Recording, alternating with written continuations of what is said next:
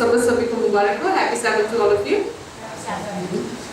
परमेश्वर का धन्यवाद कि परमेश्वर ने आज फिर जो है हमें मौका दिया कि हम परमेश्वर के घर में हो सकते हैं और आप सभी का हम स्वागत करते हैं इस लेसन स्टडी में। जो आज की लेसन स्टडी बहुत ही ज़रूरी है और बहुत ही मशहूर है। हम सभी जो है इस लेसन स्टडी को बड़ी अच्छी तरह से जानते हैं। पूरे दिन मास हम जो है प्रभु यीशु मसीह की शिक्षा के बारे में जो है वो सीख रहे हैं। आज जो है हम अपना 11वां पार्ट जो है यानी 11वां लेसन जो है वो सीखने जा रहे हैं और 11वां लेसन जो है वो क्या है?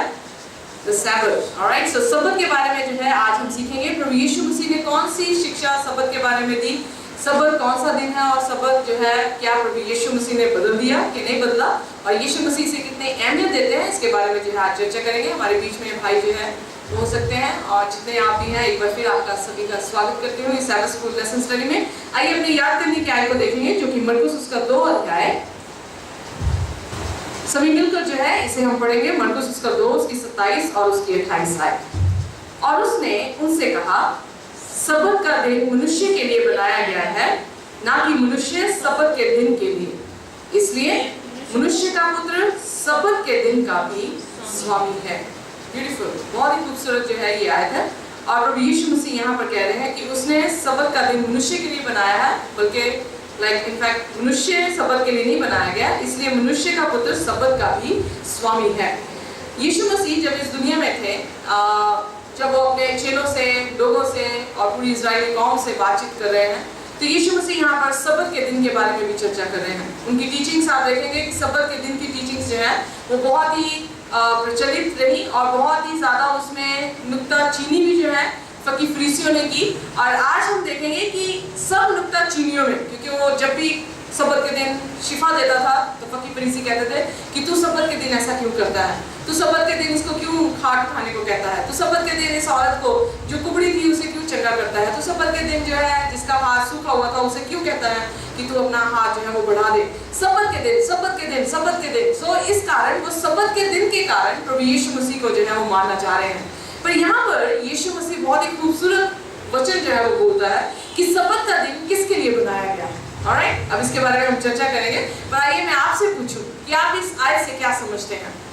सबत का दिन मनुष्य के लिए बनाया गया, मनुष्य सबत के लिए नहीं, और मनुष्य का पुत्र सबत का भी स्वामी है। What do you understand? बनाने वाला और वही जो है वो उसका दुल्हन है। Very good. सो यहाँ पर हम देखते हैं कि सबत को बनाने वाला कोई और नहीं है। सबत को बनाने वाला प्रभु यीशु मसीह खुद कह रहे हैं कि मैं ही हूँ। स्वामी का अर्थ क्या है? The one who created, जिसने जो है सबत को बनाया है। फिर उसके बाद वो क्रिएशन की तरफ हमारा ध्यान लेकर जा रहा है, उत्पत्ति की तरफ ध्यान लेकर जा रहा है। जब सृष्टि की रचना की गई, जब आदम और हवा को बनाया, उसके बाद 7वें दिन, 6वें दिन आदम और हवा को बनाया, 7वें दिन प्रभु यीशु मसीह ने क्या बनाया? सबत का दिन जो है वो बनाया। इसलिए कहता है कि सबत का दिन मनुष्य के लिए बनाया गया है। सो सीरियल वाइज अगर आप ध्यान से देखें तो इंसान पहले बना और इंसान को सबत का दिन जो है वो दिया गया है। सो सबत का दिन इंसान के लिए नहीं, बल्कि इंसान को सबत का दिन इंसान के लिए जो है वो बनाया गया है, इंसान को सबत के दिन के लिए नहीं। राइट? सो कहने का अर्थ यह है कि इंसान को स्पेशली जो है प्रभु यीशु मसीह ने फर्स्ट जो गिफ्ट दिया वो यही था। पहली बार मैरिज थी, दूसरी बात जो है वो क्या दिया गया? सबत का दिन जो दिया गया। मैरिज जो है वो किसको दर्शाती है? आपके स्पाउस के साथ रिलेशनशिप को दर्शा रही है, आपके जीवन साथी के साथ आपके संबंधों को दिखाती है। और सबत किसके संबंध को दिखा रहा है? प्रभु यीशु मसीह के संबंध को दिखा रहा है। सो आप देखते हैं कि क्रॉस या 10 हुक्म के 4 पहले हुक्म परमेश्वर की तरफ प्रेम और 6 बाकी हुक्म जो है वो अपने भाई के प्रति प्रेम या अपने स्पाउस की तरफ प्रेम। सो उस पूरे कंप्लीटनेस को जो है वो दिखा रही है। इसलिए 7 जो शब्द है बाइबल में आता है वो कंप्लीटनेस को, फुलनेस को यानी पूर्णता को जो है वो दिखाता है। सो 7वां दिन परमेश्वर ने सबत का दिन दिया और वो किसको दिया गया? मनुष्य को दिया गया। मनुष्य को इसलिए दिया गया ताकि वो परमेश्वर के साथ समय बिताए। और समय बिताने से क्या होता है? What happens when we spend time with the Lord? क्या होता है जब हम प्रभु यीशु मसीह के साथ समय बिताते हैं? ओके, उसके साथ संबंध बनता है। और कुछ?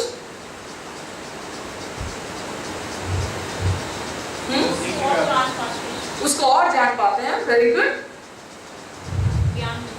उससे ज्ञान मिलता है। बहुत अच्छी बात, वेरी गुड। सो हमें शांति जो है वो मिलती है। सो एक ऐसी चीज है इंसान के बीच में जो बिना वर्शिप के फुलफिल नहीं हो सकते, है ना। इसीलिए हर एक इंसान, चाहे वो मूर्त के सामने वर्शिप कर रहा हो, चाहे वो इंसान के सामने वर्शिप करता हो, चाहे वो परमेश्वर को इबादत करता हो, पर उसे किसी ना किसी के सामने अपने सिर को झुकाना पड़ता है, राइट। ऑलराइट, अगर वो किसी भी भगवान को ना माने तो उसको क्या महसूस होता है? खालीपन जो है वो महसूस होता है, क्योंकि इंसान को क्या दिया गया है? सबत का दिन दिया गया है। सबत का दिन काहे के लिए है? सबत का दिन इबादत करने के लिए है, परमेश्वर को जानने का दिन है। यूहन्ना 17:3 में लिखा, परमेश्वर को जाना अनंत जीवन है। भजन संहिता 19 में लिखा है, परमेश्वर के ज्ञान को रखना ज्योति का कारण है। हम देखते हैं, चाहे आप प्रभु यीशु मसीह के साथ जब समय बिताते हैं, संबंध बना रहे हैं, उसको जानते हैं और या फिर शांति ले रहे हैं, अल्टीमेटली आप उसके साथ जुड़ते चले जा रहे हैं। शांति का राजकुमार कौन है? यीशु मसीह। ओके, अगर आपको शांति मिलती है तो किसके साथ जुड़ते हैं? यीशु मसीह के साथ। अगर आप उसे जानने लगते हैं, उसके साथ समय बिताने से, तो आप किसके साथ जुड़ते हैं? अनंत जीवन। अनंत जीवन कौन है? यीशु मसीह। यीशु मसीह ने कहा, मैं ही जीवन हूँ, राइट। आप परमेश्वर के साथ जो है वो जुड़ते चले जाते हैं। इसलिए सबत का दिन मनुष्य के लिए बनाया गया है, राइट। मनुष्य के लिए बनाया गया है। सबत का दिन मनुष्य के लिए बनाया गया है, मनुष्य सबत के दिन के लिए नहीं बनाया गया। परमेश्वर ने स्पेसिफिकली सबत को मनुष्य के लिए बनाया ताकि उसका खालीपन दूर हो, वो परमेश्वर को जाने, शांति पाए और अनंत जीवन का वारिस जो है वो हो सके। अगली आयतों में हम देखेंगे कि सबत का दिन क्या है। संडे लेसन बताता है, Christ the creator of the Sabbath. क्या यीशु मसीह है जिसने सबत को रचना की? कौन सी ऐसी आयत है जिससे ये पता लगता है कि यीशु मसीह ही ने सबत की रचना की? ओके, आदि में वचन था, वचन परमेश्वर के संग था, वचन ही परमेश्वर था, वचन देहधारी हुआ, ऑलराइट, और उसी के द्वारा सारी चीजों की क्या हुई है? रचना जो है वो हुई है। Very good. और कोई आयत? कुर्सियों उसका 1 उसकी 16 निकालिए, और एक जन निकाले इब्रानियों उसका 1 और उसके पहले 2 वचन। कुर्सियों उसका 1:16, इब्रानियों पहला। ये 3 आयतें इतनी मशहूर हैं जिससे हमें ये मालूम पड़ता है कि यीशु मसीह ही सृष्टि करता है। इब्रानियों उसका पहला, कुर्सियों उसका पहला और फिर यूहन्ना उसका पहला। तीनों कौन से हैं अध्याय? पहले अध्याय। यूहन्ना पहला, कुर्सियों पहला, इब्रानियों पहला। सिर्फ आयतों को थोड़ा सा आपको याद करना पड़ेगा, पर 2 अध्यायों में आयतें भी पहली 2 ही हैं, और बस सिर्फ कुर्सियों में हम 16वीं आयत को जो है वो देखते हैं। परमेश्वर ने बाप-दादों से थोड़ा करके और भांति से भविष्यद्वक्ताओं के द्वारा बातें की। इन अंतिम दिनों में हमसे पुत्र के द्वारा बातें की, जिसे उसने सारी वस्तुओं का वारिस ठहराया और उसी के द्वारा उसने सारी सृष्टि की भी रचना की। ऑलराइट, किसके द्वारा? कौन है ये? कौन है पुत्र? यीशु मसीह। यीशु मसीह के द्वारा सारी सृष्टि की जो है वो रचना हुई। उसके बाद देखिए कुर्सी उसका 1 उसकी 16, क्योंकि उसी से सारी वस्तुओं की सृष्टि हुई, स्वर्ग की हो अथवा पृथ्वी की, देखी या अनदेखी, क्या सिंहासन, क्या प्रभुताएं, क्या प्रधानताएं, क्या अधिकार, सारी वस्तुएं उसी के द्वारा और उसी के लिए सर्जी गई हैं। ऑलराइट, किसके द्वारा सर्जी गई है? ये कौन है जो प्रधानताएं उसके अधीन है? यीशु मसीह। ऑलराइट, पौलुस पहले यूहन्ना कह रहा है कि यीशु मसीह ने सृष्टि की रचना की, फिर पौलुस जो है कुर्सियों और इब्रानियों में जो कह रहा है कि प्रभु यीशु मसीह के द्वारा सारी सृष्टि की रचना की। अगर सारी सृष्टि की रचना की तो सबत की रचना भी यीशु मसीह ने ही की। इसीलिए हमारी याद करने की आयत क्या कह रही है? मैं मनुष्य का पुत्र सबत का भी स्वामी है। वो सबत को बनाने वाला है। जस्ट इमेजिन, जो सबत को बनाने वाला है, ऑलराइट। और अगर कुछ कलीसियां ये विश्वास करती हैं कि ये सबत का दिन जो है वो इजरायली कौम के लिए था, हमारे लिए नहीं था, और सारी व्यवस्थाएं खत्म हो गई, अब व्यवस्था हम पर लागू नहीं, हम अनुग्रह के अधीन हैं। मेरे साथ इमेजिन कीजिए कि जब यीशु मसीह ने, या अगर यीशु मसीह ने सृष्टि की रचना की, अगर यीशु मसीह, क्योंकि पिछले हफ्ते हमने सीखा, अगर यीशु मसीह उस बियाबान के सारे एक्सपीरियंस में वो स्वर्गीय दूत के रूप में उनके बीच में था, याद आपको आए, राइट। स्वर्गीय दूत के बारे में जो है वो जिक्र आया है। वो स्वर्गीय दूत क्या है? कौन था स्वर्गीय दूत? वो चट्टान कौन थी? वो आग का खंभा कौन था? यीशु मसीह, राइट। अगर यीशु मसीह ने उन 10 हुक्मों को छुप के दिया है या खुलेआम या बहुत ही आवाज से, बड़ी आवाज से उन 10 हुक्मों को दिया गया? आपसे प्रश्न पूछिए, क्या जब 10 हुक्म मूसा को दिए गए तो वो चुपके दिए गए या बहुत ही जोर और शोर में दिए गए? चुपके जो है वो नहीं दिए गए, राइट? कैसे दिए गए? ऑलराइट, लिख के दिए गए। जस्ट इमेजिन, उन्हें 3 दिन कहा गया कि अपने आप को कॉन्सेक्रेट करें, अपने आप को पवित्र करें। उसके बाद वो उस सिनाई पर्वत के पास आए। उन्हें कहा गया सिनाई पर्वत को छूना भी ना, अगर तुम छूओगे तो तुम मर जाओगे।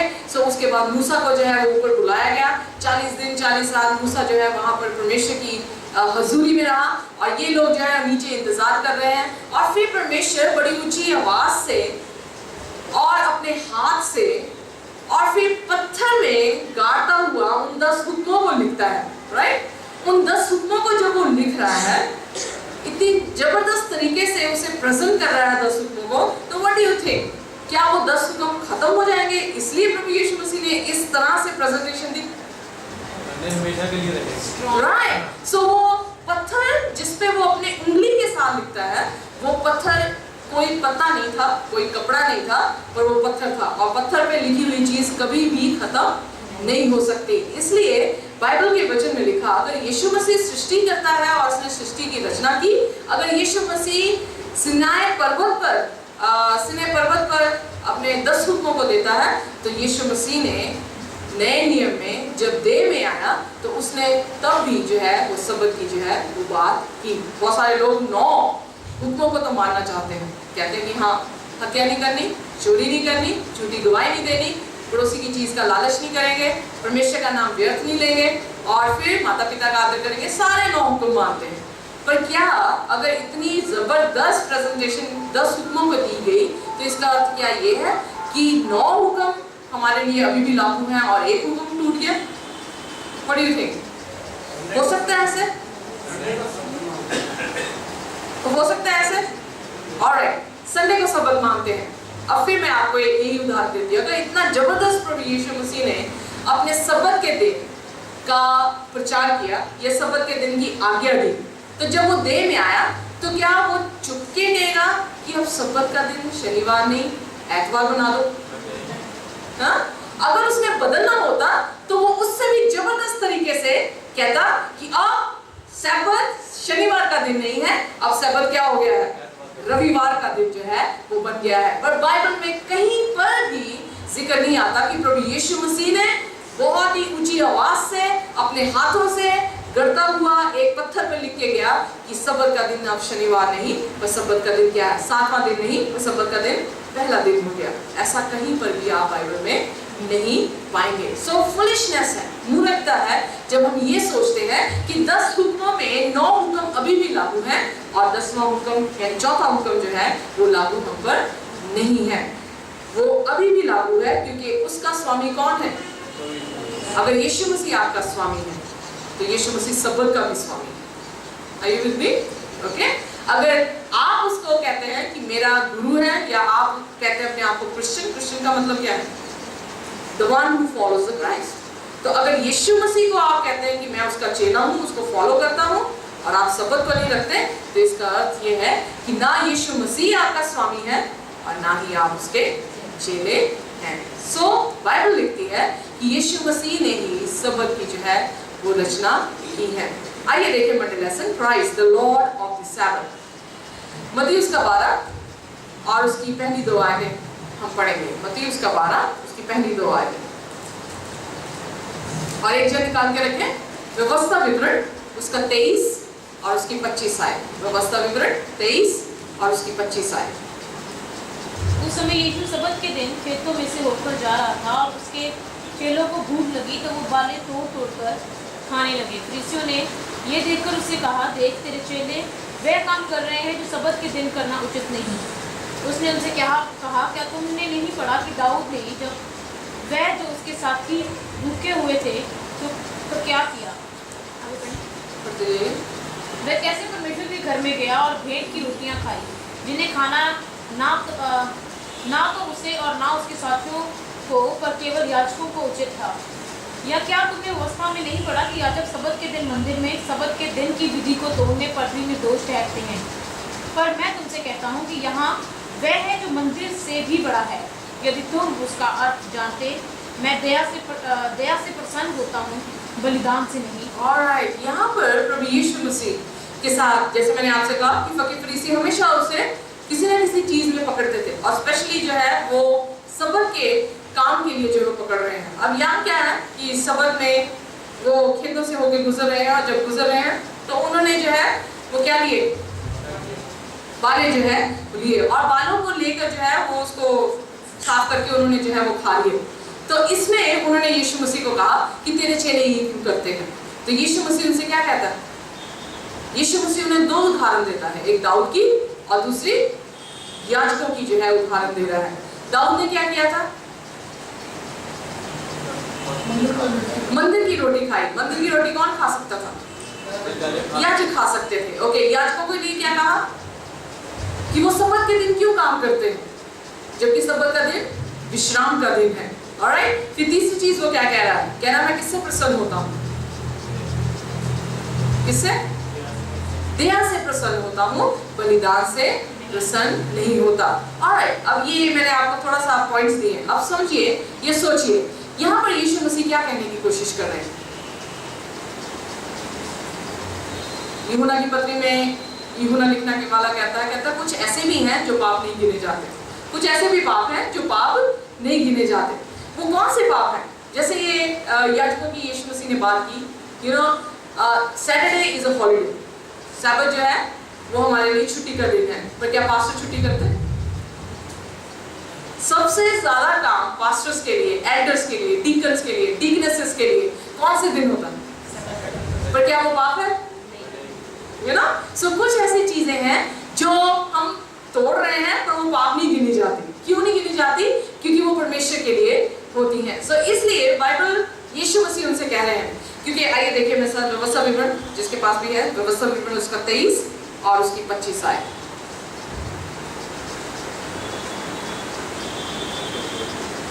और जब तू किसी दूसरे के खड़े खेत में जाए तब तू हाथ से बालें तोड़ सकता है, परंतु किसी दूसरे के खड़े खेत पर हंसुआ ना लगा। ओके, कौन सी आज्ञा व्यवस्था में दी गई है? क्या प्रभु यीशु मसीह ने व्यवस्था को तोड़ा?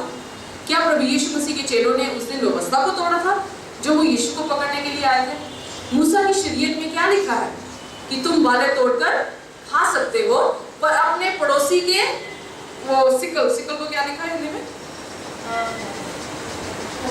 हसुआ जो है वो नहीं लगाना। सो हसुआ और बाले को तोड़ के खाने का डिफरेंस है। ओके, क्या डिफरेंस है? हाँ जी, हाँ जी, हसुआ से बोलते हैं, राइट, जिससे काटा जाता है। कब काटा जाता है? जब फसल पक जाती है। क्यों काटा जाता है? क्या लेने के लिए? हल को लेने के लिए, राइट। सो मुनाफा लेने के लिए या कोई गेन करने के लिए या अपनी फसल को काट कर बेच कर उसका पैसा लेने के लिए। और जब उसको हसुआ लगता है तो क्या आराम से हसुआ लग जाता है और खत्म हो जाता काम? बहुत ही मेहनत करनी पड़ती है। पर अगर आप जाते जाते किसी बाले को तोड़कर खाते हैं तो उसका क्या अर्थ है? क्या आपने मेहनत की? आप अपना पेट भरने की कोशिश करते हैं, राइट। कौन है जो चलता चलता बाले को तोड़ेगा और खाएगा? वो ही खाएगा या जिसको भूख लगी है। तो मुझे ये बताइए, अगर कच्ची गेहूं आपको खाने को दिया जाए, क्या आपको अच्छी लगेगी? आप अंडरस्टैंड करें कि वो सचमुच में भूखे थे, यू नो। आप ध्यान दीजिए, कई बार जब आपको बहुत भूख लगती है, बेकार से बेकार चीज भी जब आप खाते हैं तो आपको अच्छी लगती है, राइट। सो जब वो गेहूं, कच्चे गेहूं को तोड़ के खा रहे हैं तो वो मनोरंजन नहीं कर रहे थे अपना, यू नो, सबत के दिन वो अपने पेट को जो है वो भर रहे थे। उन्होंने कच्चे खाए और उन्हें कच्चे पसंद आए और कच्चे उन्हें जो है वो मजा आ रहा था और वो अपने पेट को जो है वो भर रहे थे। हसुआ नहीं लगाया था, उन्होंने मेहनत नहीं की कि हसुआ लगेगा उसके बाद वो गिरेंगे, क्योंकि इजरायली कौम पुराने जमाने में ऐसा होता था, आदमी जो है वो हसुआ लगाता आगे जाता था, औरतें जो है वो सब बिनती रहती थी और बिनकर जो है फिर उसको जो है वो मलते थे, उसके दाने निकलते थे और भूसे को अलग किया जाता था, दाने को अलग किया जाता था, भूसे को आग में झोंक दिया जाता था और जो दाने होते थे उसे अपने गोदाम में लेकर जाया करते थे। सो ये लॉन्ग प्रोसेस है हसुआ लगाना, यू नो। पर यहाँ पर प्रभु यीशु मसीह के चेले हसुआ नहीं लगा रहे थे, प्रभु यीशु मसीह के चेले से मर रहे थे और उन्होंने बाले खाए और बाले खा के अपनी भूख को जो है वो क्या कर रहे हैं, तृप्त कर रहे हैं। क्या यीशु मसीह अमीर थे? हाँ, यीशु मसीह अमीर नहीं थे, यू नो। एक चेला उसके पास आया, उसने कहा यीशु मसीह मैं तेरे पीछे जाना चाहता हूँ। कहता लोमड़ियों के फट आकाश के पक्षियों के बसेरे होते हैं, पर मनुष्य के पुत्र के सिर धरने की भी जगह नहीं है। सो ही वॉज वेरी पुअर। फिलिपियों की पुस्तक में पौलुस कहता है वो इतना गरीब हो गया ताकि तुम क्या हो जाओ, अमीर हो जाओ। वो इतना शून्य हो गया ताकि तुम जो है क्या हो जाओ, यू नो, बढ़ जाओ। So Jesus was very poor. यीशु मसीह जो है वो बहुत ही गरीब था। और अगर आपको याद हो रूथ की कहानी, जब रूथ नयोमी वापस इजरायली कौम में आते हैं तो क्या होता है, उनके पास खाने को कुछ नहीं है, तो बोआज के खेत में जाते हैं। जब बोआज के खेत में जाते हैं तो वहाँ क्या करते हैं, बोआज ने कहा, क्योंकि हुक्म के मुताबिक, मूसा की शरीयत के मुताबिक हर एक चीज मतलब फसल का हर एक कण जो है उठाने को नहीं कहा गया था, बल्कि कुछ छोड़ने को कहा गया था गरीबों के लिए, ताकि वो आए और बिन कर जो है वो खा सके। इसीलिए जब यीशु मसीह सड़क से गुजर रहे हैं और वो रास्ते से बाले तोड़ रहे हैं, क्योंकि ये शरीयत के मुताबिक था कि रास्ते में जो लगा हुआ बाले होंगे उनको नहीं वो तोड़ते थे। उन लोगों के लिए जो अजनबी वहां से गुजरते हैं, क्योंकि आज के समय में तो हमारी शॉप्स सड़क किनारे पे लगी हुई है, तो पुराने समय में जब रास्ते होते थे, सफर होता था, तो बीच में कोई शॉप्स नहीं होती थी, कोई भी दुकानें नहीं होती थी। सो वो अपना खाना बटोर के लेकर जाते थे।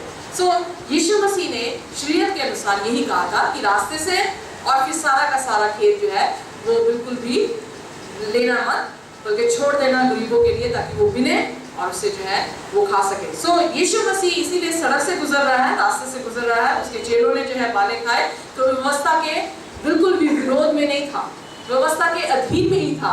और फिर फकीर फरीसी जब उसे कहते हैं तो यीशु मसीह उनसे कहने लगा, क्या तुमने नहीं पढ़ा? उनका ध्यान कहाँ लेकर जा रहा है, फिर पुराने नियम में लेकर जा रहा है। क्या तुमने नहीं पढ़ा कि दाऊद और उसके साथियों ने मंदिर की रोटी खाई? सो मंदिर की रोटी कोई और नहीं खा सकता था, याजक ही खा सकते थे। पर यहाँ पर क्यों उसे मंदिर की रोटी दी गई? दाऊद को मंदिर की रोटी क्यों दी गई? What do you understand? क्योंकि मैंने अभी बहुत कुछ आपको सिखाया, सोचिए क्यों दी थी?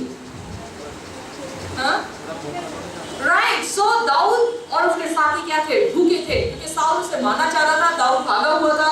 दाऊद वहां पे गोलायत की तलवार जो है वो वहां से लेता है और उसे भूख लगती है, और भूख लगने पे जो वो कहता है कि जो वहां का याजक था वो कह रहा है कि मेरे पास कुछ नहीं है, सिर्फ मंदिर में पड़ी हुई रोटियां हैं। खुदावन के घर में भूखा रह जाए तो वो खुदावन का घर ही क्या है? Are you with me? Okay? अगर खुदावन के घर में अगर कोई प्यासा ही रह जाए तो फिर खुदावन का घर ही क्या है?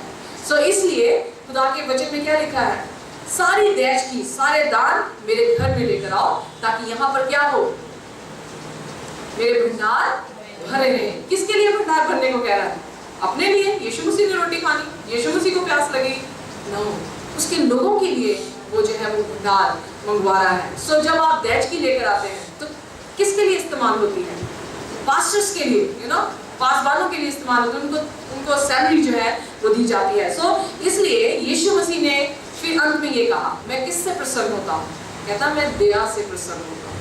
दया क्या है? यीशु मसीह दयावान थे। किस पे दया करता था? सब पे। ओके, स्पेसिफिकली बताइए, बाइबल में कहाँ लिखा कि इसने दया की? जो जरूरतमंद लोग थे, जो गरीब थे, जो बीमार थे, जो देख नहीं सकते थे, जो भी उसके पास आता था उसने सभी पे दया की। बाइबल में लिखा कि जब उसने भीड़ को देखा कि 3 दिन से मेरे पीछे हैं, तो उसने क्या किया? उन पर दया की, और फिर 5 रोटी और 2 मछलियों को उसने बढ़ाकर उन्हें रोटी खिलाई। जब उसने अंधों को आते हुए देखा तो उसने क्या किया? उन पर दया की। सो बीमारों पर, अपने लोगों पर, इनफैक्ट जर्नल में हम ये कहें अपने लोगों पर, उनकी जरूरतों को देखते हुए उन पर क्या कर रहा है? दया कर रहा है। सो इसलिए बाइबल में लिखा, मैं बलिदानों से खुश नहीं होता। तुम सोचते हो कि 1000 रुपया मुझे दे दोगे तो मैं खुश हो जाऊंगा? नो। अपने भाई से जाके पूछ कि क्या उसे रोटी की जरूरत है कि नहीं है। राइट। सो इसीलिए हर लेसन स्टडी में, और मैं पूरी बाइबल का सारांश यही करती हूँ कि तू परमेश्वर से प्रेम कर और तू अपने भाई से भी प्रेम कर। यही वो क्रूस है जो हमें उठाकर प्रतिरोज चलने की जरूरत है। अगर हमारा भाई भूखा है और हम ये सोचें कि हम बाहर जाके गरीबों को रोटी देंगे, तो इस फुलिशनेस, यू नो, पहले अपने भाई को रोटी दे, फिर उसके बाद बाहर जाकर तो अपने लोगों को रोटी दे। इसलिए यीशु मसीह ने कहा तू वेदी में क्या लेकर आया, अपना दान लेकर आया, इसको यहीं छोड़ दे, पहले जाके अपने भाई से सलाह कर, फिर उसके बाद आकर तुम दान जो है वेदी पर चढ़ाओ। सो इसलिए प्रभु यीशु मसीह यहाँ पर उन्हें यही कह रहे हैं कि यीशु मसीह सबत का स्वामी है, और यीशु मसीह ही है जो ये कह रहा है कि सबत का दिन किस के लिए बना गया, किसके लिए बनाया गया? मनुष्य के लिए, राइट? जो कुछ भी हम मनुष्य के लिए कर सकते हैं सबत के दिन, वो हमें करने के लिए वाजिब है। अगर फॉर एग्जाम्पल आइए अगर देखिए द एग्जाम्पल ऑफ जीसस, यीशु मसीह का उदाहरण। इससे पहले यीशु मसीह की उदाहरण दूं। यीशु मसीह ने फकीर फरीसियों को कहा, कहता कि तुम मुझसे कहते हो कि तू सबत को नहीं मानता, तो मैं तुमसे कह रहा हूँ, मैं पैराफ्रेज कर रही हूँ, यीशु मसीह से कहना है जब तुम्हारा बैल या तुम्हारी गाय गड्ढे में गिर जाती है तो तुम क्या करते हो? सबत के दिन उसे उठाते हो। और तुम मुझसे कहते हो कि मेरी बेटी जिसे शैतान ने इतने सालों से बांधा हुआ था, उसे क्यों छुटकारा दिया? यू नो, कुबड़ी आती है यीशु मसीह के पास, 18 साल से कुबड़ी होती है, यीशु मसीह उससे बात करता है, तो फकीर फरीसी बोलने लगते हैं सबत के दिन ये चंगा कर रहा है। तो यीशु मसीह कहने लगा जब गधों को उठाते हो या अपने बैलों को गड्ढे से बाहर निकालते हो, तो क्या वो ज्यादा कीमती है या मनुष्य? यू नो, मनुष्य कीमती है। अगर तुम जानवरों की इतनी केयर करते हो तो व्हाट अबाउट पीपल? तो लोगों की कितनी केयर करने की जरूरत है? यदि कोई मेहमान घर में आ जाए, सैटरडे को बहुत ही भूखा होकर घर में आ जाए हमारे, तो हम क्या उसको रोटी खिला के नहीं देंगे? नहीं करेंगे। तो वो भी तो काम होगा, लेकिन वो क्या होगा, उसका सिखाया, उसका वो लकड़ी होगा करके उसकी वो तालीम होगी। राइट। सो हम देखते हैं कि अगर कोई भूखा हमारे घर में आ जाए, हम क्या उसे खाना नहीं देंगे? हम उसे खाना देंगे। और जब खाना देंगे तो इसका ये नहीं कि हमने पाप किया है, काम जरूर कर दिया पर पाप नहीं किया। ओके, बस सबत का दिन मनुष्य के लिए बनाया गया है और मनुष्य का पुत्र उसका स्वामी है। Example, Tuesday lesson, example of Jesus. यीशु मसीह के उदाहरण अब आप दीजिए, क्योंकि आप तो सभी सबत को मानने वाले हैं। यीशु मसीह ने क्या सबत को माना? कौन सी? रेगुलर प्रभु यीशु मसीह जो है वो जाते रहे मंदिर में सबत के दिन इबादत करने। राइट। सो कहाँ पे लिखा है? लूका की पुस्तक। वेरी गुड, लूका की पुस्तक 4:16। Very good. सो पढ़िए मेरे साथ, लूका उसका 4 उसकी 16। ये आपकी आयत मैंने फेवरेट, सॉरी, ये आयत आपकी फेवरेट बना देंगे। सो हमेशा याद रखना, लूका उसका 4 उसकी 16 एक ऐसी आयत है जिसमें हम देखते हैं कि यीशु मसीह जो है वो सबत के दिन क्या करता था। आइए पढ़िए। फिर नासरत में आया जहाँ पाला पोसा गया था, और अपनी रीति के अनुसार सबत के दिन आराधनालय में जाकर पढ़ने के लिए खड़ा हुआ। ओके, सो उसकी रीति थी। रीति का अर्थ क्या है? जो कभी कभी काम की जाता है, जो हमेशा हम काम करते हैं। क्या ये जो रीति थी उससे पहले भी, अब ये पद जो है वो यहाँ पर आता है कि जब बपतिस्मा हो जाता है, यीशु मसीह बपतिस्मा लेने के बाद पवित्र आत्मा से भरपूर होकर आराधनालय में जा रहा है, आराधनालय में जाके उसने जो है इन वचनों को पढ़ा। क्या 30 साल पहले जब वो अपने माता पिता के साथ, यूसुफ और मरियम के साथ था, क्या वो सबत को मान रहा था? राइट। सो वो सबत को क्यों मान रहा था? कैसे पता लगता है? क्योंकि यहाँ पे लिखा कि वो अपनी रीति के अनुसार, ये इट वाज हिज हैबिट, वो उसकी आदत थी। कुछ एडवेंटिस्ट बच्चे ऐसे हैं, वो पूरे हफ्ते जो है अपनी मस्ती करते हैं, और जैसे सैटरडे आता है, यू नो, सैबत आता है, वो अपनी सारी मस्ती को खत्म करके चर्च में होते हैं। यू नो, कई बार मैंने सुना जवान बच्चों से, उन्होंने कहा कि समहाउ हमें ये सिखाया गया है, माँ बाप ने सिखाया है, चर्च ने सिखाया है कि सबत का दिन परमेश्वर का है, तो वो कह रहे हैं कि हर काम हम बुरा करते थे, टीवी देखते थे, ये करते थे, वो करते थे, पर जैसे सबत आता था हम अपने टीवी को बंद कर देते थे, दिल नहीं बदलते थे, पर ये रीति थी उनकी कि उन्होंने सबत के दिन क्या करना है? टीवी वॉच जो है वो नहीं करना है, या शराब नहीं पीनी है, या सिगरेट जो है वो नहीं फूकनी है। सो उनकी रीति थी। सो अगर एक पापी की रीति बन सकती है तो व्हाट अबाउट गॉड? परमेश्वर प्रभु यीशु मसीह की रीति, क्या वो पापी था? नहीं था। सो उसने हर एक व्यवस्था को पूरा किया, और बाइबल में लिखा कि रीति के अनुसार वो क्या था? हर बार सबत के दिन परमेश्वर के घर में जो है वो होता था। आइए मेरे साथ निकालिए लूका उसका 4 उसकी 19 आयत। अच्छा 17 ऐसे पढ़ दीजिए, 17 से 19 यशायाह भविष्यद्वक्ता की पुस्तक उसे दी गई जोर से। और उसने पुस्तक खोलकर वह जगह निकाली जहाँ ये लिखा था, प्रभु का आत्मा मुझ पर है, इसलिए कि उसने कंगालों को सुसमाचार सुनाने के लिए मेरा अभिषेक किया है, और मुझे इसलिए भेजा है कि बंदियों को छुटकारे का और अंधों को दृष्टि पाने का सुसमाचार प्रचार करूं, और कुचले हुओं को छुड़ाऊं, और प्रभु के प्रसन्न रहने के वर्ष का प्रचार करूं। ऑलराइट, सो प्रभु के प्रसन्न रहने का प्रचार करो। ये जो आयत 19 आयत में दी गई है, ये आयत जो है वो acceptable year of the Lord, मतलब प्रभु यीशु मसीह को एक्सेप्टेबल यानी एक खास साल जो है। आप देखेंगे गलीती उसका 4 उसकी 4 में लिखा, जब समय पूरा हुआ यीशु मसीह क्या हुए, पैदा हुए। अब समय पूरा हो गया, यीशु मसीह क्या हो गए, अपनी मिनिस्ट्री में, अपनी सेवकाई में जो है वो आ गए। सो हम देखते हैं कि यीशु मसीह अपनी सेवकाई में सृष्टि में 6 दिन प्रभु यीशु मसीह काम कर रहा था। 7वें दिन क्या किया, आराम किया। वो आराम क्या था, सो गया था। फिर क्या आराम था, थैंकफुल, प्रेज एंड वर्शिप। वो तो हम करते हैं ना।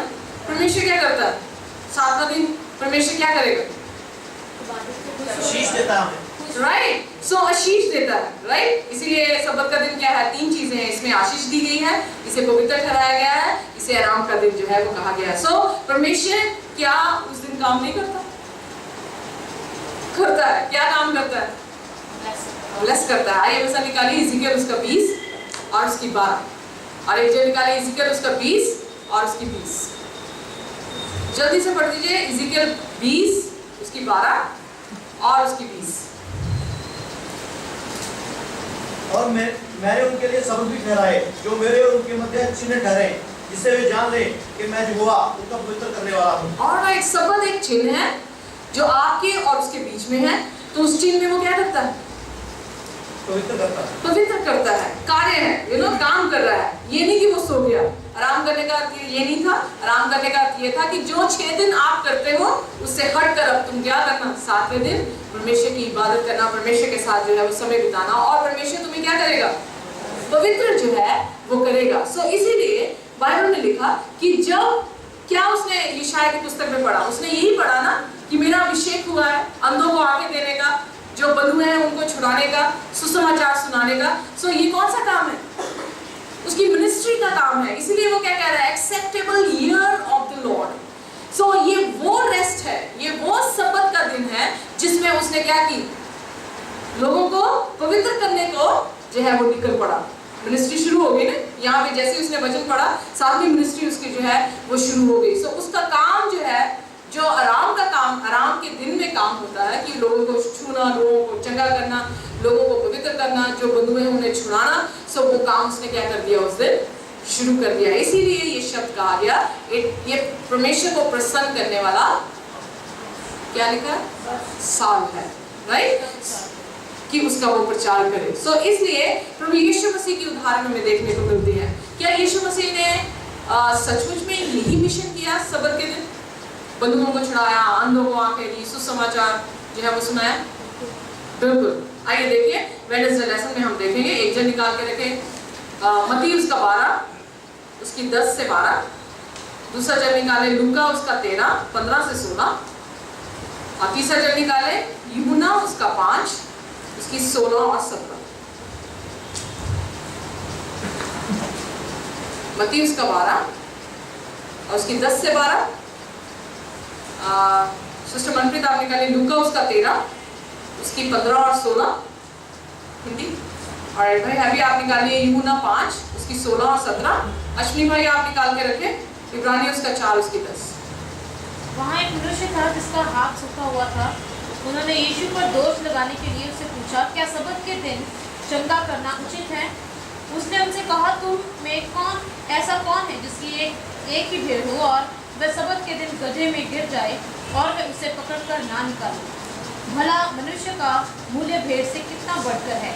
इसलिए सब्त का दिन भलाई करना उचित है। ओके, सब्त के दिन क्या करना उचित है?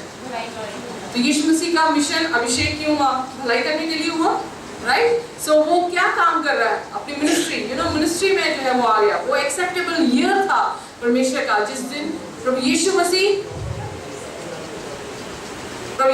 अपनी सेवकाई जो है वो करेगा। सो उसने 7 मौजे सबत के दिन किए। कितने मौजे किए? 7 मौजे जो है उसने सबत के दिन किए। सो अगली आयत पढ़ दीजिए। कौन? सिस्टर मंत्री। यह सुनकर प्रभु ने उत्तर दिया, हे कपटियों, क्या सबत के दिन तुम में से हर एक अपने बैल या गधे को फांद से तोड़कर पानी पिलाने नहीं ले जाता? तो क्या उचित ना था कि यह स्त्री जो अब्राहम की बेटी है, जिसे शैतान ने 18 वर्ष से बांध कर रखा था, सबत के दिन इस बंधन से छुड़ाई जाती? ऑलराइट, सो कुबड़ी औरत के बारे में यहाँ जिक्र आता है। कुबड़ी औरत को प्रभु यीशु मसीह ने आजाद किया। तो फिर वो यही कह रहा है कि जैसे तुम अपने बैलों को बाहर निकालते हो, क्या इसको निकालना उचित नहीं था? सो सबत के दिन क्या करना उचित है? सबत के दिन दया करना उचित है। Very good. सबत के दिन चंगियाई करना उचित है। सबत के दिन भलाई करना उचित है। सो इसीलिए हॉस्पिटल्स जो है एडवेंटिस्ट चर्च में सबत के दिन भी खुले रहते हैं। पर इसका मतलब ये नहीं कि हम एवरी सैबत जो है वो अपनी ड्यूटी जो है वो हॉस्पिटल में लगाएं। इसका अर्थ ये है कि हम जो है अपनी छुट्टी लेकर भी यहाँ पर आए। पर एडवेंटिस्ट चर्चेस जो है चर्चेस और हॉस्पिटल सैबत को जो है वो खुले रहते हैं, क्योंकि 2 मिनिस्ट्री जीसस ने की, एक सुसमाचार की, दूसरी चंगियाई की। सो दोनों मिनिस्ट्री जो है वो यीशु मसीह की हैं। और अगर ये दोनों मिनिस्ट्री में आप हैं तो बड़े ही भाग्यवान है, क्योंकि जो यीशु मसीह ने किया वो आप कर रहे हैं। यहाँ पे मैं एक बात ऐड करना चाहूँगा। राइट, जैसे हम कोरिया में थे तो वहाँ पे हम 1 बजे तक आराधना लेने रहते थे, तो वहाँ पे प्रचार करते थे। और प्रचार के बाद सियोल एडवेंटिस्ट हॉस्पिटल है, वो हमारे चर्च से लगभग 1 घंटे की दूरी पे था। तो उस दिन वो दोपहर 2 बजे के बाद खुलता था। तो स्पेशल डेंटिस्ट होता, जितने भी फॉरनर जो टीम है जो काम करने आते हैं कोरिया में, उनके लिए स्पेशल खोला जाता था कि वो आए और अपने दांतों का इलाज करवा सके। तो मैं एक सैटरडे छोड़कर एक सैटरडे में दोस्तों को लेके आता था वहाँ पे। तो उनको कई बार अपने बस पे किराया दे के लेके आते थे। वो पैसे तो सफर करके पैसे खर्चने भी एक निश्चित तो लगता है, लेकिन वो हम पढ़ाई करने लेके जाते थे और वहाँ पे जाके उनके दांतों का इलाज करवाना। और ये स्पेशल एडवेंटिस्ट मिनिस्ट्री में भी है कि जैसे आप बोल रहे हो कि सुसमाचार और भलाई, ये दोनों काम हमेशा आज तक अभी भी आज के दिन भी वापस चल रहे हैं। ऑलराइट, सो जैसे भाई रघुनंदन ने कहा कि वो किराया भाड़ा दे के जो है किसी को लेकर जाते थे, क्या ये रॉन्ग है? राइट है, राइट है। कैसे कह सकते हैं कि राइट है? क्योंकि अगर राइट ऐसे है कि अगर हमारे पास अपने कमेंट्स नहीं है तो हमें चर्च आना है तो हम भी किराया दे के आएंगे। राइट, सो इसीलिए यूहन्ना की पत्री में लिखा कुछ ऐसे भी पाप है जो पाप नहीं गिने जाते। वो पाप इसलिए नहीं गिने जाते क्योंकि किसके लिए हो रहे हैं? प्रभु यीशु मसीह के लिए। सो ये नहीं मैं कह रही कि आप जैसे बाई चांस आपके पास कन्वेंस है, आप पेट्रोल नहीं डालें पहले, अभी सबत के दिन आप पेट्रोल डाल रहे हैं, दैट इज रॉन्ग। ओके, क्योंकि आपको तैयारी का दिन दिया गया था, आप पहले ही अपनी टैंकी जो है वो भर सकते हैं और फिर उसके बाद जा सकते हैं। बट समहाउ जिसके पास अपनी गाड़ी नहीं है और उसे ऑटो रिक्शा में आना है तो उसे किराया या भाड़ा जो है ऑटो रिक्शा का देना पड़ेगा। इससे आप जो है वो सबत को नहीं तोड़ दे। सो यहाँ पर हम देखते हैं कि यूहन्ना 5 उसकी 16 और 17 कौन है? इस कारण यहूदी यीशु को सताने लगे, क्योंकि वह ऐसे काम सबत के दिन करता था। इस पर यीशु ने उनसे कहा कि मेरा पिता अब तक काम करता है और मैं भी काम करता हूँ। ऑलराइट, सो कौन काम कर रहा है? क्या उदाहरण दी यीशु मसीह ने? उसका पिता भी काम कर रहा है और कह रहा है मैं भी काम कर रहा हूँ। सो सबत के दिन भलाई करना काम नहीं है। हाँ, आप हसुआ लगाएंगे खेतों में, वो काम जरूरी है। आप जो है जाकर अपने रोटियां बनाएंगे, पर्पसली तैयारी मैंने नहीं की हुई, उसके बारे में बात कर रही हूँ। पैसा कमाने चले जाएंगे, स्कूल में पढ़ने चले जाएंगे, वो काम है। पर जब आप प्रभु यीशु मसीह के भलाई का, चंगियाई का और दया का काम करते हैं तो सबत के दिन इसको क्या कहा जाता है? ये काम जो है वो सबत की उल्लंघना नहीं करता, बल्कि सबत को क्या करता है? पूरा करता है। ओके, करता है जो कुछ भी हमें बचाने के लिए वो कर सकता है, वो करता है। सो सबत के दिन भी वो क्या कर रहा है? ऐसे नहीं बैठ गया अपने सिंहासन पे, सबत के दिन भी आपको पवित्र करता है। इसीलिए उसने कहा ये तेरे और मेरे बीच में एक चिन्ह है, तू जान ले कि मैं तेरा परमेश्वर हूँ जो तुझे क्या करता है? पवित्र करता है। क्या हम पवित्र हो सकते हैं अपने आप से? ऑलराइट, सो नहीं हो सकते। अब देखिए यीशु मसीह का सबत और उसके पुनरुत्थान के बारे में पढ़िए। मैं सब मत्ती उसका 24 उसकी 20। हो इब्रानियों का 4 उसकी 10 पढ़ दीजिए। ज्ञान जो कि परमेश्वर के लोगों के लिए सबक का विश्राम आदि है, क्योंकि जिसने उसके विश्राम में प्रवेश किया है उसने भी परमेश्वर के समान अपने कामों को पूरा करके विश्राम किया। ओके, सो उसने क्या किया है? प्रभु यीशु मसीह का भी सबत का दिन बाकी है। कौन सा वाला सबत का दिन? कौन से इब्रानियों पौलुस जो है वो कह रहा है कि सबत का दिन अभी भी बाकी है? कौन सा दिन बाकी है? एक तो छुटकारे का हमारा जो छुटकारा है, जो हमें जाना है वो भी बाकी है। राइट, स्वर्गीय बादशाह अभी बाकी है। इसलिए मैं कह रही हूँ अभी मुक्ति खत्म नहीं हुई। मुक्ति कहाँ से शुरू होती है? जैसे आप हैं वैसे यीशु के पास आते हैं, उसे जस्टिफिकेशन कहा जाता है इंग्लिश में। फिर उस धार्मिकता कहा जाता है, यानी आपको धर्मी बनाता है प्रभु, जैसे आप हैं आपको एक्सेप्ट कर लेता है। फिर होता है सेंटिफिकेशन, सिद्धता में आपको लेकर जाता है। सो होली प्लेस में क्या देखते हैं? प्रार्थना है, प्रभु यीशु मसीह का वचन है और उसकी गवाही है। ये 3 चीजें आपको यीशु मसीह में क्या कर देती हैं? सिद्ध करती हैं। फिर तीसरा कमरा है मोस्ट होली प्लेस, जिसमें ग्लोरिफिकेशन है। आप तब्दील हो जाएंगे, आप फिर पापी नहीं रहेंगे। सो वो कब आएगा दिन? वो अभी भी विश्राम का दिन बाकी है। वो विश्राम का दिन कब है? जब स्वर्गीय दूतों के साथ यीशु मसीह इस धरती पर आएगा और अपने लोगों को स्वर्ग की बादशाहत में ले जाएगा। वहां पर ना कोई रोना होगा, ना उदासी होगी, ना ही कोई पीड़ा होगी। और वहां पर परमेश्वर अपने लोगों के बीच में डेरा करेगा। वो उसके लोग होंगे और वो उनका क्या होगा?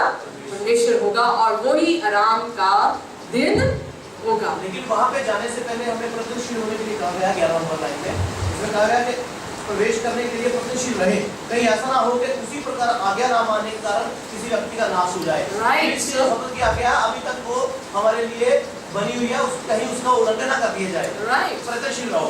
राइट। सो इसीलिए पौलुस कह रहा है, अगर आप यशायाह की पुस्तक में देखें, वहां पे क्या लिखा है? जब स्वर्ग की बादशाहत में नया आकाश नई पृथ्वी बनेगी, 66 चैप्टर में, तो उसमें कहा गया कि हर एक जन सबत के दिन और नए चंद्रमा के दिन परमेश्वर के सम्मुख आकर उसकी क्या करेगा? इबादत करेगा। अगर सृष्टि की शुरुआत में यीशु ने सबत दिया, अगर सिनाई पर्वत में दिया, सिनाई पर्वत से पहले उन्हें मन्ना गिरता था, तो 7वें दिन यानी सबत के दिन मन्ना जो है वो नहीं गिरता था। 16वें अध्याय में है। 20वें अध्याय में 10 हुक्म जो है वो दिए गए हैं। अगर इज़िकियल में हम देखते हैं कि सबत का एक चिन्ह था। अगर नए नियम में देखते हैं, यीशु मसीह सबत को मानता था और सबत का दिन उसने जो है मनुष्य के लिए बनाया है। और यशायाह की पुस्तक में अगर नए आकाश नई पृथ्वी में भी सबत का दिन है, तो फिर सबत का दिन टूटा कब? कहीं नहीं टूटा। राइट, सो सबत का दिन आज भी जो है हमारे लिए दिया गया है। और सिर्फ सबत का दिन ही है जो पवित्र करता है, सबत का दिन ही है जो आशीष का दिन है। कोई और दिन जो है वो नहीं बन सकता। यीशु मसीह ने क्या अपनी उदाहरण से सबत के दिन आराम किया? उसकी मृत्यु में आप देखते हैं, त्यागी का दिन था जब क्रूस पे चढ़ाया गया, और उसके बाद वो क्या हुआ? क्या वो जी नहीं उठ सकता था? क्या उसके पास सामर्थ खत्म हो गई थी? तो फिर क्यों सबत के दिन वो अपनी कब्र में सोता रहा? ताकि वो जो लोग हैं वो कहीं डिस्टर्ब ना हो जाए, विश्राम दिन बंद करके उसको देखने ना आ जाए। तो खुद भी पालन कर रहा था और लोगों का भी पालन करवा रहा था। ओके, खुद भी पालन कर रहा था, उसकी रीति थी। और इसलिए जिसने सबत को बनाया वो कैसे तोड़ सकता है? राइट, सो इसीलिए बाइबल में लिखा मत्ती उसका 5:17 में, मैं भविष्यद्वक्ता और व्यवस्था को क्या करने? लुप्त करने नहीं, बल्कि उसको क्या करने आया हूँ? पूरा करने आया हूँ। पूरा करने का खाली स्थान था, उसको क्या कर दिया? उसने भर दिया। जो बर्तन खाली था उसको उमड़ा दिया। जो चीज नहीं अच्छी तरह से समझ आ रही थी उसको और गहराई से हमें सिखा दिया। सो प्रभु यीशु मसीह ने अपनी उदाहरण देकर सबत के दिन, ओके मैंने कहा था शायद, हाँ जी, मत्ती 24 उसकी 20 पढ़ लीजिए प्लीज। प्रार्थना किया करो कि तुम्हें जाड़े में या सबत के दिन भागना ना पड़े। ऑलराइट, देखिए कितना जरूरी है इस बात में भी प्रार्थना करना। प्रार्थना करो कि जाड़े में और सबत के दिन भागना तुम्हें ना पड़े। क्या हम प्रार्थना कर रहे हैं? सबत के दिन भागना पड़ जाएगा। भागने का मतलब क्या है? रेस लगेगी। फिर क्या कह रहा है? जब हम पर कोई बुरा वक्त आएगा तो उस दिन कहीं सख्त ना हो, हमें कहीं आराधना छोड़ के या परमेश्वर का साथ में छोड़ के सबत वाले का उल्लंघन ना हो जाए। राइट, सो ये 70 एडी में भी पूरी हुई और हमारे समय में भी पूरी हुई। राइट, क्योंकि अंत के दिनों में जब कलेश हम पर आएगा सबत को मानने वालों पर, तो फिर प्रभु यीशु मसीह हमें यही हिदायत दे रहा है कि एवरी डे क्या प्रेयर करना कि सबत के दिन मुझे भागना ना पड़े, क्योंकि सबत का दिन आराम का दिन है और उस दिन प्रभु यीशु मसीह के साथ बिताने का दिन है। तो ऐसा ना हो कि सबत की उल्लंघना तुम करो, और अगर हम उल्लंघना नहीं करेंगे और बैठे रहेंगे तो यकीन जानिए कि आपकी जिंदगी उस दिन खत्म जो है वो हो जाएगी। सो इसलिए बाइबल की टीचिंग में ही यीशु मसीह ने कहा अगर एक जगह पे तुम्हें कोई तंग करे तो भाग कर क्या करना, दूसरे शहर में चले जाना। सो पर यहाँ पे कह रहा है कि दुआ ये करना कि सबत के दिन भागना ना पड़े, दूसरे दिन भागो तो नो प्रॉब्लम, पर सबत के दिन तुम्हें भागना ना पड़े। सो इसलिए प्रभु यीशु मसीह के वचनों के अनुसार अगर आप पूरी बाइबल को देखें, सबत कहीं पर भी खत्म नहीं हुआ। और इनफैक्ट आपको बताना चाह रही हूँ, दुनिया की 145 लैंग्वेज में सैटरडे को सबत कहा जाता है। कितनी भाषाओं में? 145 लैंग्वेजेस में सबत को क्या कहा जा रहा है? शनिवार को क्या कहा जा रहा है? सबत जो है वो कहा जा रहा है। सो इजरायली कौम आज भी शनिवार को सबत को मनाती है। सो अगर इतने एविडेंस हमारे पास हैं तो क्या हमें सबत मानना चाहिए कि नहीं मानना चाहिए? क्यों मानना चाहिए? क्योंकि मनुष्य का पुत्र सबत का भी स्वामी है। सो आइए, अगर हम सबत को मानना चाहते हैं, अगर सबत हमारे जीवन में आ जाता है तो क्या खुशी मिलेगी? Is there any happiness अगर हम सबत को मानते हैं? परमेश्वर के वचन को हम क्या कर रहे हैं? पूरा कर रहे हैं। Very good. और कुछ? और हम उसके और अपने बीच में जो चिन्ह दिया गया और हम उसके बनाए गए हैं वो हमारा बनाने वाला है, इसी को पेश करते हैं। Very good. सो ये चिन्ह की बात करता है, चिन्ह जो है हमारे साथ प्रभु यीशु मसीह का बना रहेगा। Very good. और कुछ? आइए मैं सारे निकालिए, आगे आयत पढ़ेंगे यशाया 58 और उसकी 13वीं आयत से। यशाया 58 एंड वर्स 13 ऑनवर्ड। जल्दी से कोई भी पढ़ दे।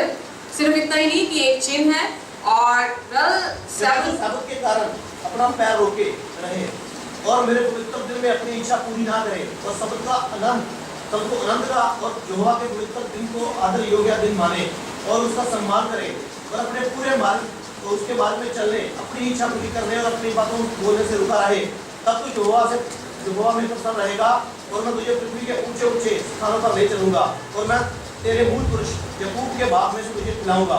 यहोवा के मुंह से यह वचन निकला। आमीन। देख सकते हैं कितनी आशीष है सबत को मानने की। यही नहीं आशीष कि वो एक चिन्ह है, वेल ये तो सबसे बड़ी आशीष है। चिन्ह, सील एक शब्द है। बाइबल में आप प्रकाशित वाक्य में देखते हैं कि परमेश्वर अपने लोगों पर मोहर लगाएगा। वो मोहर कौन सी है? सबत की मोहर है। सबत की मोहर क्यों? क्योंकि सबत वर्शिप का है। कायन और हाबिल की प्रॉब्लम क्या थी? हाबिल जो है वो सच्ची इबादत कर रहा था, कायन जो है वो झूठी इबादत कर रहा था। सो कायन को क्या कर दिया गया? मार्क लगाया गया। मार्क, छाप और सील, मोहर, दोनों डिफरेंट चीजें हैं। ओके, सो मार्क लगाया गया यानी छाप लगा दी गई। वो छाप दुष्टता की थी या पवित्रता की थी? दुष्टता की थी। ओके, सो प्रकाशित वाक्य 13 अध्याय में भी है 6:6:6 की क्या है? छाप। और मोहर किसकी है? धीरज इसी में है उसके संतों का कि वो उसके हुक्मों को मानेंगे और उसकी गवाही में हमेशा तत्पर रहेंगे। सो उसके हुक्म, उसकी इबादत का तरीका जैसा उसने हुक्म दिया है वैसे मानेंगे तो उनको क्या दी जाएगी? मोहर उन पर लगाई जाएगी। और इतना ही नहीं बल्कि याकूब की आशीषें भी उन्हें दी गई थी। जब याकूब गया था तो क्या कितने कपड़े लेकर गया था? याकूब भागा ना अपने घर से, कितने कपड़े लेकर गया था? कुछ भी नहीं लेकर गया। जब वो वापस आया तो क्या लेकर आया था? ओह, प्लेंटी, बहुत ज्यादा। उसके पास जानवर थे बहुत ज्यादा, उसके पास औरतें भी थी बहुत ज्यादा, उसके पास सॉरी बच्चे भी थे। सो इन एवरीथिंग, हर एक चीज में, जानवरों के प्राग में भी डिफरेंट काइंड्स ऑफ एनिमल्स उसके पास बहुत सारे थे, हजारों की तादाद में थे।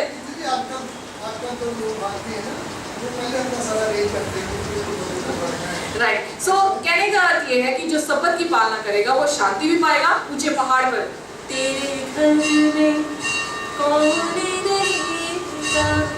सो भजन संहिता ने लिखा तेरे ऊंचे पहाड़ में कौन रहेगा। सो इतना ही नहीं कि मोहर लगाएगा, इतना ही नहीं कि शांति देगा, इतना ही नहीं कि यहाँ जमीन पर बरकतें देगा, बल्कि बाइबल में लिखा कि वो ऊंचे पहाड़ पर भी तुम्हें बिठाएगा। ऊंचा पहाड़ क्या है? स्वर्गीय बादशाह है, जहाँ पे प्रभु यीशु मसीह खुद रहता है वहाँ पर आपको भी जो है वो रखेगा। सो इसलिए आइए, सब्बत का दिन आशीष का दिन है और उसे बड़ी आशीष से लीजिए। सब्बत का दिन आराम का दिन है, अपने कामों से आराम कीजिए। सब्बत का दिन पवित्र है, आइए पवित्र हो जाइए और ये दिन आपको पूरे हफ्ते में जो है वो इतनी ताकत और शक्ति और सामर्थ्य से भरकर लेकर चलेगा कि अगले फिर सब्बत में जब आएंगे तो प्रभु यीशु मसीह फिर ताकत से भरकर चार्ज कर आपको जो है फिर वापस दुनिया में भेज देगा। सो ज्योति की तरह चमकिए, जैसे यीशु ज्योति है वैसे आप ज्योति बनकर चमके। अगर आप सब्बत को मानना चाहते हैं अपने पांव पे खड़े हो और हम प्रार्थना करेंगे।